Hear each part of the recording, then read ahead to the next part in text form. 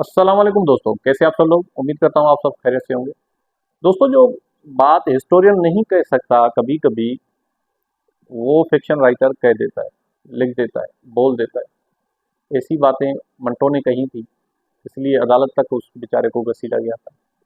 ऐसी बातें कुरातल एंड हैदर ने कही थी, लिखी थी आग का दरिया में, जो हमारे उस वक्त की एलीट को समझ में ही नहीं आई थी, और वो फिर वापस हिंदुस्तान चली गई थी। कुरातल एंड हैदर का भी जो कैरेक्टर है तारीख में, दो कैरेक्टर्स में आपको कहूँगा, सज्जाद ज़ईद और कुरतुल एंड हैदर, दोनों वापस हिंदुस्तान चले गए। इन दोनों को आप ज़रूर पढ़िएगा। सज्जाद ज़ईद को हमने जेल में डलवा दिया था फैज़ अहमद फैज़ साहब के साथ कंस्पायरेसी केस में, और उसके लिए prime minister of the India Jawaharlal Nehru ने रिक्वेस्ट की थी कि इसको मेरे पास भेजो।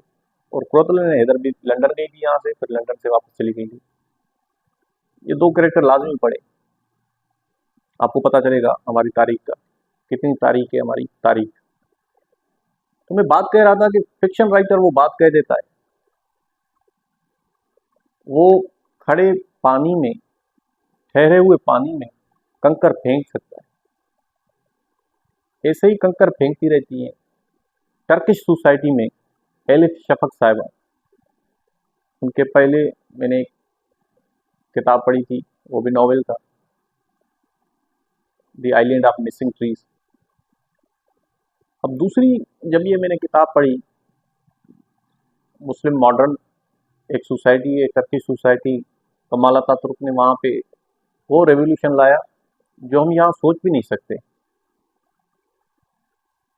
सल्तनत उस्मानिया चली गई, अपनी रस्मुल ख़त ले आए, अपनी कवानीन ले आए। आपको पता होना चाहिए कि टर्की में दूसरी शादी करने पे पाबंदी है, कोई नहीं कर सकता, किसी दुनिया के किसी मुस्लिम और खिते में नहीं है।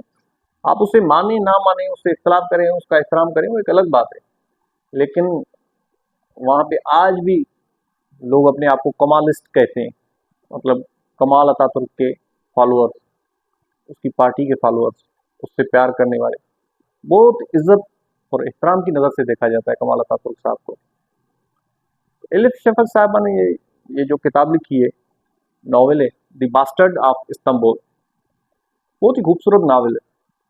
बहुत अरसे से मेरे पास पढ़ा हुआ था, कभी पढ़ता था, दो चार पेज पढ़ लिए फिर रख दिए। नॉवेल का ये है कि जब तक वो आधा आप नहीं पढ़ लेते तब तक आगे का गुजारा आपसे नहीं होता। जब तक आप पूरा उसमें डीप चले जाते हैं, पूरी ग्रिप ले लेते हैं उस नॉवेल की, फिर आपको ऐसा ऐसा वो अपने आप को आपके सामने खोलना शुरू करता है कि मुझे अब समझो असल हकीकत है क्या। इसमें दो बच्चियां हैं, आसिया जो कि टर्किश हैं, और दूसरी का नाम है आरमानूश जो कि आर्मीनियन है। अब जब आपने तारीख पढ़ी होगी तो आपको पता होगा कि जब फर्स्ट वर्ल्ड वॉर हो रही थी तो उस वक्त जो सल्तनत उस्मानिया थी वो और आर्मीनिया लड़ रहे थे। इवन जो आर्मीनियन लोग रह रहे थे टर्की में, उनको भी टारगेट किया गया था।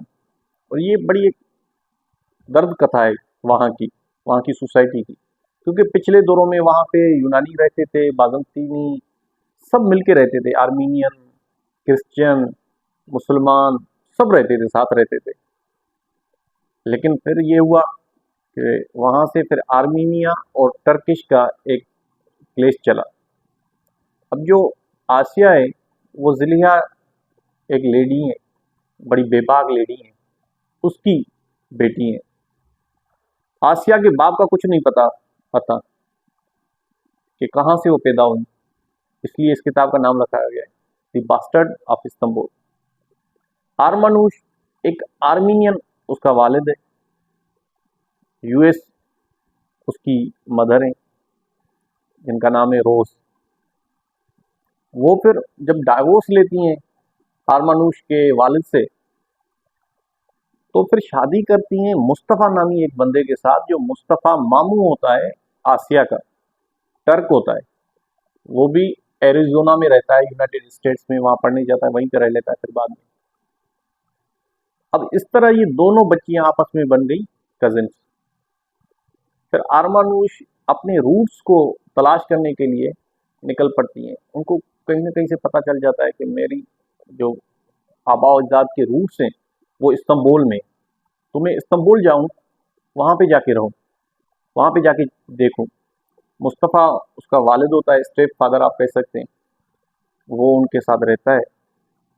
अब मुस्तफ़ा की फैमिली जो है वो भी एक बहुत बड़ी लार्ज फैमिली है, और उसकी फैमिली को खजांची फैमिली कहा जाता है। खजांची फैमिली ये है कि मर्द 40-41 साल तक जिंदा रहते हैं, उसके बाद वो फोत हो जाते हैं। अब ये एक अजीब सिनारियो है, और इसके गिर्द ये कहानी घूमती है। आसिया बच्ची, उसकी वालदा जिलिया जो टेटू पार्लर चलाती हैं। अब जिलिया की 3 और बहनें, एक बहुत ही इस्लामिक है, उनकी वालदा, उनकी दादी, ये भी एक्सटेंडेड फैमिली है, बहुत बड़ी फैमिली है। आरमानुष के जो दादा की जो फैमिली है वो भी बहुत बड़ी फैमिली है, आर्मीनियन है। और उसमें क्या क्या चलता रहता है वो आप किताब पढ़ेंगे तो आपको समझ में आएगी बात। और इसी बड़ी लॉन्ग फैमिली की वजह से आरमानुष की जो वालदा है रोज, वो उनसे तलाक लेती है अपने हस्बैंड से, समझ में नहीं आती। इस किताब पे आ जाते हैं, इस नॉवल पे आ जाते हैं। हर तरह का खाना आपको टर्किश फैमिली के टेबल पे मिलेगा। जिसने टर्किश हिस्ट्री नहीं पढ़ी वो इस किताब को बहुत ही पसंद करेगा और बहुत ही उसको मज़ा देगी। एक डीप कहानी है इस किताब में, पेट्रियार्कल सोसाइटी को चैलेंज करने वाली।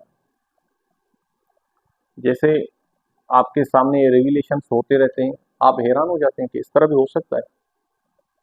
मसलन आसिया का बाप कौन है, वो आखिर में जाके पता चलता है। आसिया की रूट्स क्या हैं, सॉरी आरमानुष के रूट्स क्या हैं, कहाँ से वो आई है। और ये दोनों फैमिलीज किसी न किसी तरह, किसी न किसी दौर में एक दूसरे के बहुत करीब रही हैं, एक दूसरे के रिश्तेदार भी हैं। कमाल अतातुर्क ने वहाँ पे क्या किया है, वहाँ पे आज भी स्लम्स हैं, उस स्लम्स का क्या वहाँ पे किरदार है। वहाँ पे मर्दों की नज़रें औरतों को किस तरह ताड़ती रहती हैं हर वक्त। हालांकि कमाल अतातुर्क ने बहुत ज़्यादा वहाँ पे जिद्दत लाई, लेकिन फिर भी सोसाइटी है, सोसाइटी में तो बुरे अच्छे सब लोग होते हैं। और इस नॉवल के लिखने के बाद इतने मुकदमे हुए इलेक्शन सागा के ऊपर, हमारी ऐसी सोसाइटी नहीं है। क्योंकि नॉवेलिस्ट हमेशा वो चीज़ लिखता है जो आम बंदे की नज़र से, हमारे आपके नज़र से नहीं गुजरती। एहसास दिल रखता है वो इंसान, तो वो चीज़ जाके टारगेट करता है जो हम आप नहीं देख सकते। इलिफ शफक साहबा का लिखने का एक स्टाइल है, उस स्टाइल को आप पकड़ लेंगे तो आपको उनकी जो लिखत है वो बहुत पसंद भी आएगी, बहुत मज़ा भी देगी, सुकून से आप पढ़ेंगे भी। मैं आप सबको बोलूँगा ये किताब एक मतलब लाजमी पढ़ें। आपको पता चलेगा कि जो हमारी सोसाइटी में हम नहीं लिख सकते, देखें कि टर्किश सोसाइटी में एलिफ शफक साहिबा उन टेबूज पे कैसे लिखती हैं, उनको चैलेंज करती हैं दिलेरी के साथ। तो आखिरी जो 50-100 पेजेस हैं इस नावल के, जो हकायक खुल के आते हैं पर्दे के सामने, वो आपको तकलीफ भी देंगे और आपके रोंगटे खड़े कर देंगे। ये सोसाइटी में, घरों में किस तरह औरत का अपमान किया जाता है, किस तरह उसको तकालीफ से गुजारा जाता है। मैं उम्मीद करता हूँ ये वीडियो आपको पसंद आएगी। मिलते हैं नेक्स्ट वीडियो में। Thank you so much.